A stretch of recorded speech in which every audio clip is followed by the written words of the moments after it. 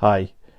I'm going to be starting a new series of brief reflections over the next few months. I'd like us to consider, what does it look like to live on the margins? I probably don't need to persuade or convince you that there has been an enormous shift in the position of the church and Christianity in the public life of Scotland. In 1901, 51% of the nation were members of local congregations. The 1950s saw the highest number of weekly attendance of church services. Yet in 2017, it was estimated that just 7.2% of the population were attending church regularly. And that number has probably only gone down in the years since. And it's not just people attending church, but there's also the more fundamental shift in that when people are making decisions about their meaning and their morals, about their identity and purpose, there's no space for religion or God in those deliberations. When it comes to enormous changes in our lives, particularly those that we don't like, there are different ways that we can respond. There's flight. We can run away, try hold ourselves up in a nice safe space. But there's also fight.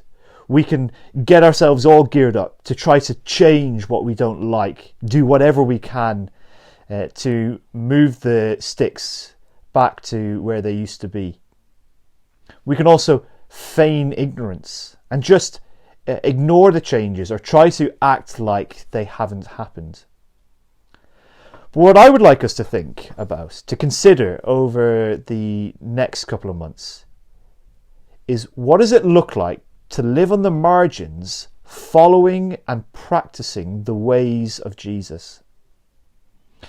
Jesus and his followers, when they lived on this earth, they never sat in the seats of cultural power. They didn't have large stockpiles of social capital. They weren't the influencers in large urban city centres. No, they were always out on the periphery. They were mocked by those who were in power and influence. But I think it's going to be helpful for us to consider, what does it look like to live on the margins? Because that's where Jesus lived. What does it look like to live lives of weakness? Because that's the way that Jesus chose. Jesus chose weakness. He chose vulnerability. Because in the paradoxical ways of the gospel, it is through weakness that God shows his strength. It's through vulnerability that he makes his grace known. It is through the cross-shaped life that God shows his love to the world. So if you're somebody who believes that the son of a Jewish carpenter 2,000 years ago is the perfect picture and embodiment of the love and justice of God, if you are someone who believes that God still speaks through the Bible, then I would like to invite you to join with us over the coming months as we think about, what does it look like to live on the margins, following and practicing the way of Jesus?